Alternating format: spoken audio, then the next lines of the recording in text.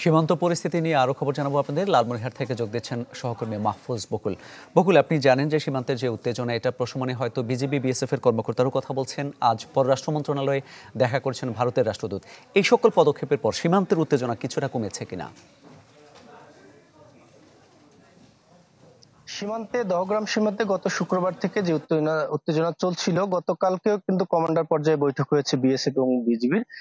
শুক্রবার বিকেলেই বিজিবি পতাকা বৈঠকের মাধ্যমে তার প্রতিবাদ জানিয়েছে। তবে এখানে যেটি আতঙ্কের বিষয় হয়ে দাঁড়িয়েছে যে সাধারণ বেসামরিক মানুষজন বাংলাদেশ এবং ভারতের সবাই কিন্তু উভয় কিন্তু এই গোলযোগে তারা জড়িয়ে পড়ছেন। এতে কিন্তু আতঙ্ক কিছুটা বাড়ছে উভয় পক্ষের মানুষের। বাংলাদেশের মানুষরা যেটি বলছেন যে ভারতের বেসামরিক মানুষ, ভারতের তারা শ্রমিক পরিচয় যদিও বা আসছেন, কিন্তু অনেক উচ্ছৃঙ্খল মানুষ তারা এই সীমান্তে কাঁটাতারে বেড়া দেওয়ার সময় এসেছিল এবং তারাও স্থাপনে কাজ করছিলেন।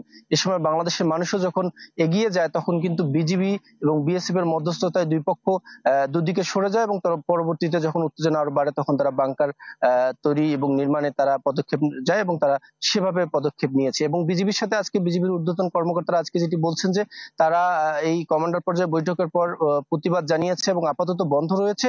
সাধারণ মানুষের মধ্যে আস্থা ফিরিয়ে আনতে, তাদের যে আতঙ্ক সেটি কাটিয়ে আনতে তারা চেষ্টা করছেন এবং বিজিবি বলছে যে পরিস্থিতি স্বাভাবিক হচ্ছে। তারা অতিরিক্ত বিজিবি সদস্য মোতায়েন করেছেন এবং বিএসএফও কিন্তু ভারতীয় অংশে মোতায়েন রয়েছে। তো আশা করা হচ্ছে ধীরে ধীরে পরিস্থিতি শান্ত হয়ে যাবে এবং যেহেতু রাষ্ট্রীয় পর্যায়ে এটি নিয়ে আলোচনা চলছে, সাধারণ মানুষ এটা নিয়ে আস্থা পাচ্ছেন।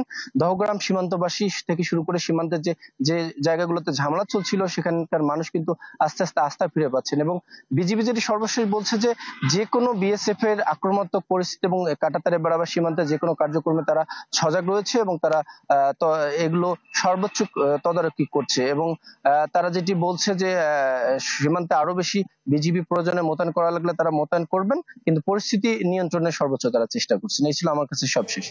ধন্যবাদ আপনাকে। লালমনিরহাট থেকে জানাচ্ছিলেন সহকর্মী মাহফুজ বকুল।